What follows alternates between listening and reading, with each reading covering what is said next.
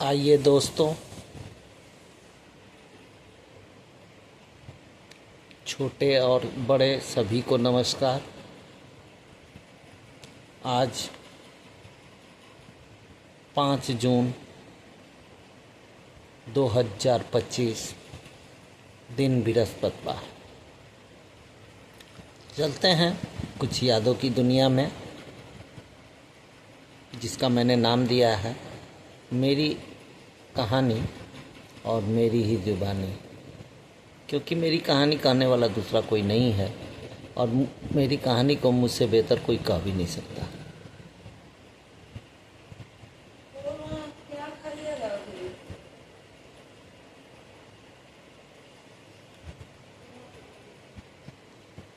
अब आज का दिन, चूँकि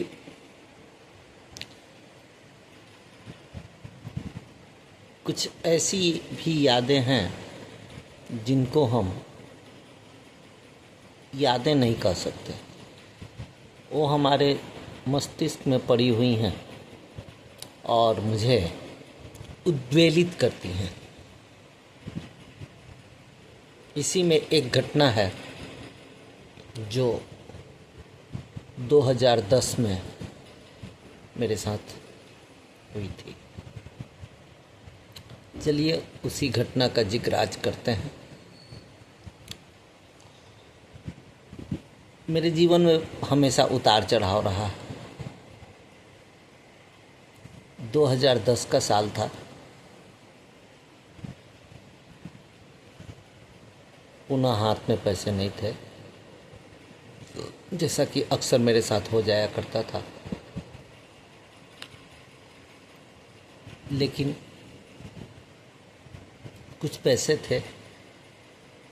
मैं, मेरी पत्नी और मेरी नन्ही सी बच्ची दशहरा के समय हम लोग कोलकाता गए। मेरे ससुराल वाले लोग कोलकाता में ही रहते हैं और बहुत दिन के बाद मैं गया था। स्वागत सत्कार तो होता ही है, फिर भी 1990 की शादी है।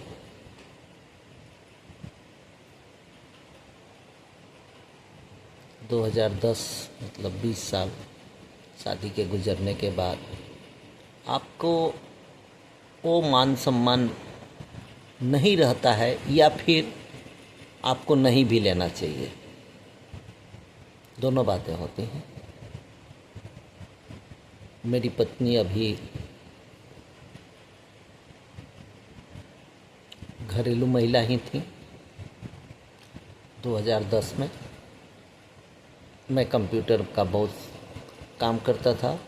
मुझे एक पर्सनल कंप्यूटर चाहिए था और मैं, जैसा कि हमेशा होता था, हम कोलकाता से ही अपने लिए भी या फिर किसी को देने के लिए भी कोलकाता से ही कंप्यूटर लेते थे। दशहरा का समय था, मैं गया। थोड़ी फाकेबाजी थी, पैसे भी कम थे। वहाँ पे आसूस के एक कंप्यूटर लैपटॉप, जो कि उस समय नया नया आया था, मैंने उसे ख़रीदा। 25,000 रुपये का मिला। उस ज़माने के हिसाब से वो सस्ता मिला था मुझे। कॉन्फ़िगरेशन तो याद नहीं है, लेकिन अच्छा खासा कॉन्फ़िगरेशन था। हार्ड डिस्क भी अच्छे खासा था, इनबिल्ट कैमरा और भी बहुत कुछ थे। मगर जैसा कि हर बार होता था, मेरे बड़े साले साहब ने अपना एक जो घर उनका था, उसे वो तोड़कर नया बनवा रहे थे। छोटे साले किराए के मकान में रहते थे। और हमारे ससुर जी अपनी सबसे छोटी बेटी को लेके एक किराए के मकान में रहते थे।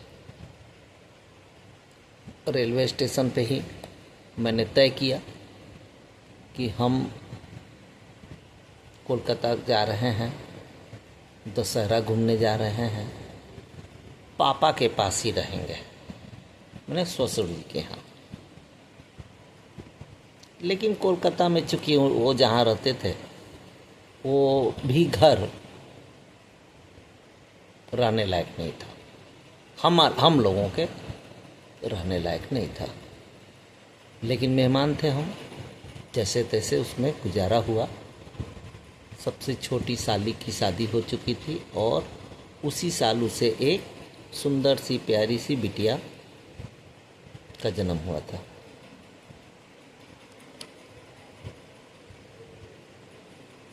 अब जो भी परिस्थिति रही हो उसका जिक्र अभी करना उचित नहीं है, फिर अगली वीडियो में करेंगे। मेरा सिवान वाला सेंटर थोड़ा आगे थोड़ा पीछे, थोड़ा आगे थोड़ा पीछे ऐसे चल रहा था। मैंने लैपटॉप ख़रीद लिया कि मैं आगे कुछ काम करूँगा, और वो काम बड़ा अनोखा था। विद्यालयों में घूमता था और बच्चों को कंप्यूटर सिखाता था, बच्चों की रजिस्ट्रेशन करता था। 10 रुपये से 100 रुपये, बस यही हमारा फी थी। और एक लैपटॉप पे अनेकों बच्चों को मैं सिखाता था। दिन भर में अगर मैं 100 बच्चों को कुछ बताया और 10 रुपये आए तो 1000 रुपये का अमाउंट मेरे पास आता था। धंधा भी चल ही रहा था। पूरे ज़िले में सैकड़ों स्कूल के बच्चों ने बेसिक ऑफ कंप्यूटर सीखा था इसी विधि से। बाद बाकी उनको मैं किसी इंस्टीट्यूट में रेफ़र कर देता था। तो दशहरा भी पूरा नहीं हुआ, कोई कारणवश हम लोग वहाँ से चले आए। और इस बीच में कोलकाता में ही मैंने एक विज्ञापन पे नज़र आई थी शिक्षक भर्ती के लिए, जो कि उत्तर प्रदेश के बेलथरा रोड के पास सिकंदरपुर नाम के जगह का था। मैंने वहाँ फ़ोन किया, इंटरव्यू दिया, मेरा सिलेक्शन हो गया और मुझे वहाँ बुलाहट हुई एज ए साइंस टीचर। चलिए आगे चलते हैं। अब जब मैं वापस सिवान आया तो उस स्कूल में गया, वहाँ बहुत अच्छी खातिरदारी हुई और मुझे 8000 रुपये पे वहाँ पर सेवा देने का मौका मिला। प्रति माह 8000 रुपया, सन 2010।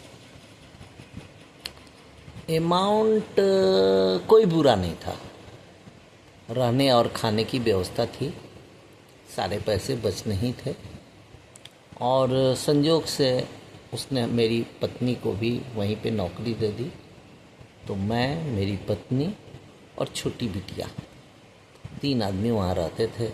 खाना पीना सब बना लेते थे, गैस का चूल्हा दिया गया था स्कूल की तरफ से, और रूम भी दिए गए थे, एक किचन था, सब कुछ था। वो सब में कोई दिक्कत नहीं थी। मैं साइंस टीचर था, पत्नी छोटे क्लास में पढ़ाती थी। और उसी साल में वो मेरी अन्वेषिका वाली कहानी, जो कि मैंने बताया है, कानपुर आईआईटी के कैंपस में HC वर्मा द्वारा IAPT, Indian association of physics teacher के बैनर तले वो नवंबर महीने में 5 दिन का एक सेमिनार हुआ था जिसमें मेरा सिलेक्शन हो चुका था। मैंने बोला, अपने डायरेक्टर कह लीजिए या फिर ऑनर कह लीजिए, कि भाई जी मैं तो वहाँ जाऊँगा, 5 दिन की बात है, दिवाली का आसपास छुट्टी है, उसी में मैं जाऊंगा। और उन्होंने छुट्टी देने से मना किया था, लेकिन मैंने बोला कि नौकरी छोड़ दूंगा, लेकिन वो प्रोग्राम मैं अटेंड करूंगा। वहाँ गया। वहाँ जाने के बाद से सिवान IAPT अन्वेषिका का उदय हुआ। उसकी एक अलग कहानी है जो कि फिर किसी अगले कड़ी में बताई जाएगी। और संजोग से 2008 में मेरी पत्नी के लिए मेरी मम्मी ने शिक्षिका का फॉर्म भरा था सरकारी विद्यालय के लिए, जिसमें 6,000 रुपये पे बहाली हो रही थी। एक बार मैं चूक चुका था 2005 में, जिसमें मेरे गांव के मुखिया ने मुझसे 1 लाख रुपया घूस मांगा था, और वो भी उसने कहा था कि भाभी हैं तो हम 1 लाख नहीं तो 1.5 लाख रुपया ले रहे हैं। और तब तक मैं रिश्वत देने के बहुत ही खिलाफ था, लेकिन बाद में मुझे एहसास हुआ कि कुछ ले देकर काम किया जा सकता है। चलिए, वो तो बात की बात हुई। फिर डायरेक्टर ने बोला कि नहीं भाई, मैं तो दोनों को नहीं छोड़ूंगा एक साथ। मेरी पत्नी को मैंने समझाया कि देखो, मम्मी ने फॉर्म भरा है, मम्मी खुद शिक्षिका हैं, तुम्हारा हो ना हो मान रखने के लिए हमें चलना चाहिए। मेरे पास एक बॉक्सर मोटरसाइकिल थी। मैं आया। हाँ, एक खासियत थी उस स्कूल की, आप महीने का 5 दिन भी काम करते थे तो लिफाफे में 8,000 रुपया जरूर देता था। ये उसकी खासियत थी। ने महीने का पैसा नहीं काटा कभी उसने। इसके लिए हम उन दिनों फाकेबाजी में भी वहाँ पे थोड़ा मुझे बताएंगे, फिर उस स्कूल के बारे में भी कभी बताएंगे। तो मैं आया, इंटरव्यू के लिए गया, और उस रात एक बड़ी अजीब सी बात हुई।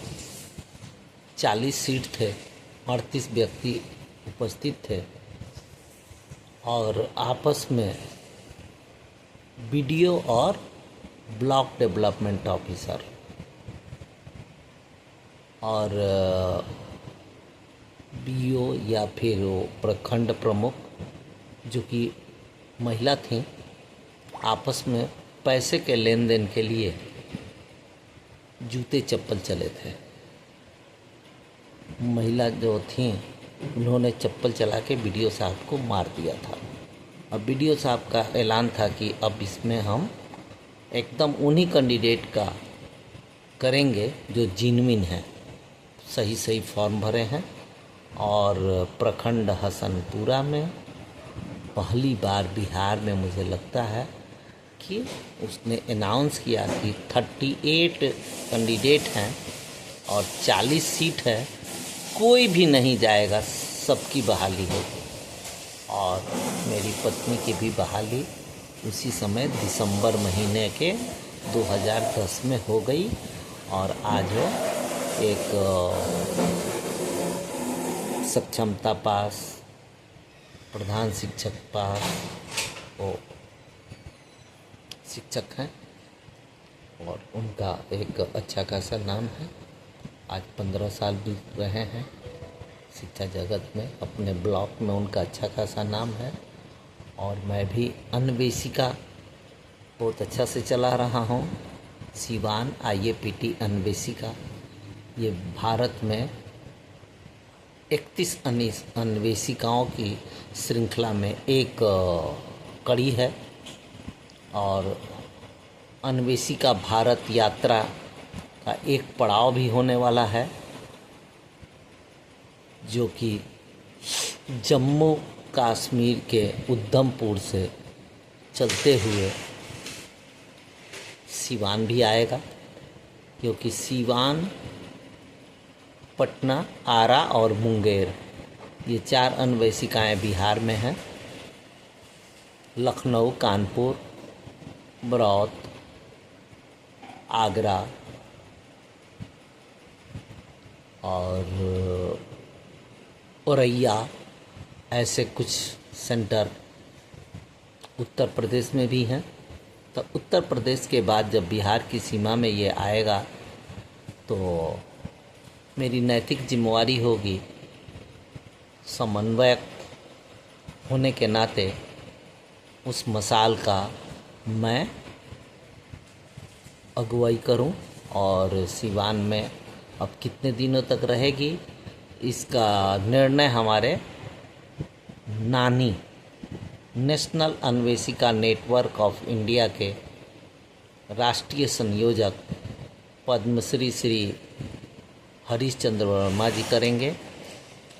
अब अगली वीडियो फिर चलेगी 2010 की जर्नी से लेके आज 2025, 15 साल में हमारी अन्वेषिका दसियों हजार बच्चों को